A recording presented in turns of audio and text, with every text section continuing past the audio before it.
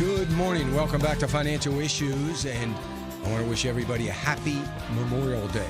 Most of you are off today, and you may be planning, maybe a picnic or a parade or something like that.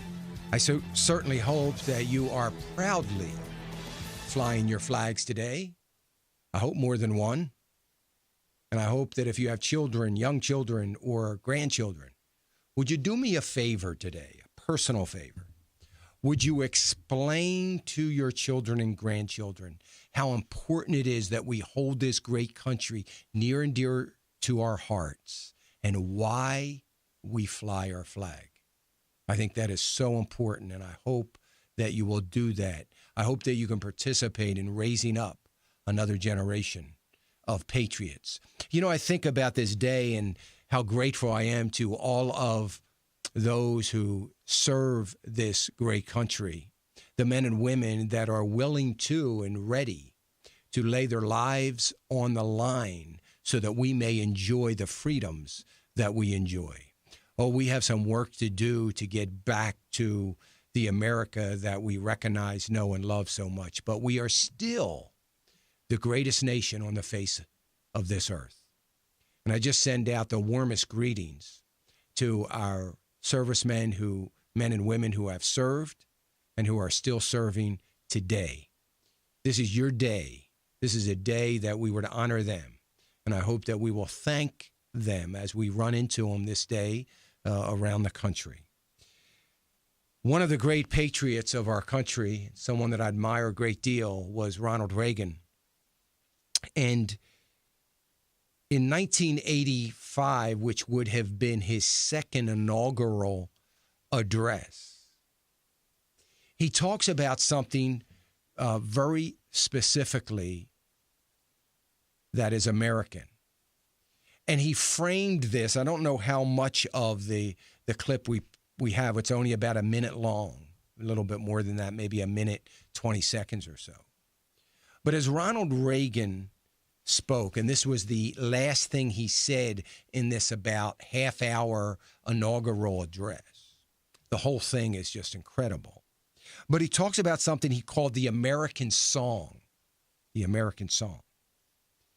And he talks about what it is to be America and what it is to be an American.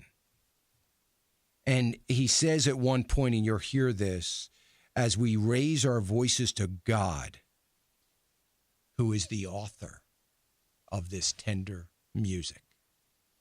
I love that. I love this piece. I hope you enjoy it.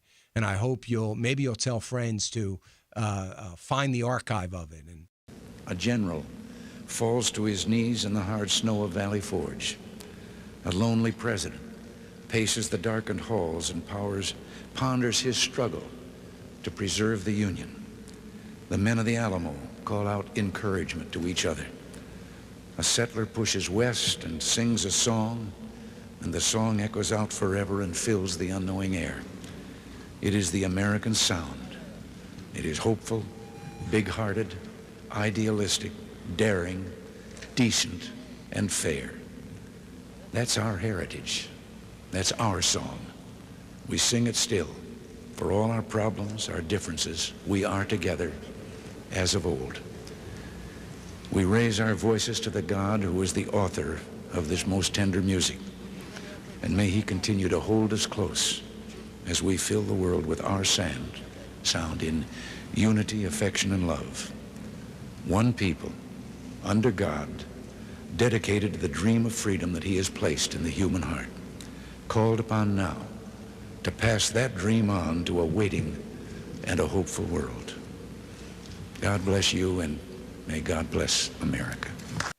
Again, as you hear that, the thing that I love most, I think, is him very openly and without any fear saying, as we raise our voices to God, who is the author of this most tender music. In other words, who is author of this great country, that is the author of all the hope that he talked about through this whole entire inaugural address of what it means to be an American. And I'm just so grateful to have served this nation in our armed forces, but I am more grateful that I am a part and live in such a great nation. I fly my two flags proudly 365 days a year. And I hope that you will continue to do that. If you've put it out today, like you will then maybe take it off and put it back out on the 4th of July, I hope that you'll put it out today and leave it out all year long. That it will be a reminder to your neighbors, to your friends, that you're an American, you're proud of it, and you're proud to be able to show that Stars and Stripes forever. And we are so grateful. And I am so grateful to you. And I just wanted to share that with you. I'm blessed that this is pre-recorded. Let me just tell you a quick story. So I pre-recorded this opening message, and it didn't record. So, of course, I'm a little annoyed, and I'm saying, you know what, I'm not going to do this now. I'm going to have to do it tomorrow, right now, as I'm doing this. But I think it was providential that it didn't record, because it gave me an opportunity early this morning as I was finishing up my devotion time and study time. God just laid on my heart something that I had heard many times was the 1985 inaugural address of Ronald Reagan. And I knew in both his inaugural addresses, he spoke about American greatness. And I thought it would be appropriate to see if I could find the clip. And I went to work and I found it. And I'm so glad I did. So there was a reason why that the first time I recorded, which I did not include this clip, I hadn't thought about it, that it didn't turn out. Folks, we've got a great program put together for you today. You're going to hear some of the questions that are important for you, some questions from callers, from viewers and listeners that have called in. And we've put kind of a best of program together to be as edifying to you as it possibly can be. So if you are preparing for this day off, I hope that you'll listen for the next hour and a half, hour and 45 minutes to the rest of the program, and hopefully are edified by it. I sure would appreciate it. I thank all of you that continue to listen. I want to remind you that the rest of this week, as we come back, we're going to be getting some important economic data. I'm going to be talking about that. And I just want to give you a heads up of some of the things that we ought to be concerned about. We're going to be getting, over the next week and a half, we're going to be getting consumer sentiment numbers. We're going to get getting a little bit closer to that second look at GDP for the first quarter. We're going to get firming up some retail sales numbers. Most important number of consumer spending, but now we have a little bit of a new perspective on consumer spending, at least from my standpoint, and that is we're going to get a look at what consumers are spending their money on. I have determined after the first quarter that is what we need to be focused on as we think about the future. We're going to be getting new inflation numbers, new producer price numbers, all of these things very critical. Of course, we're going to get the all-important unemployment number. Could it be possible that unemployment would go down further below 6.3%? I would suspect that it's going to go up, and we could see an uptick of a 6.4% unemployment rate as a result of a revised number and maybe some people coming into the workforce. But I certainly hope that we do not see what we did last month, another 803,000 people literally, I don't mean this figuratively, literally disappearing. We don't know where they are, who they are. We don't know what they're doing. But we do know this, wherever they are, they haven't all passed away and gone home to be with the Lord. That is for certain. We do know, though, that they have disappeared. They no longer are showing up on the rolls of those people looking for jobs or wanting a job, desiring a job. They have fallen out of the labor participation rate. as we see 35-year lows in labor participation rate. I wonder what the Census Bureau is going to report for population growth. Remember, this is May. These are going to be May. This is going to be, April numbers, but it's May. May numbers as we head into June.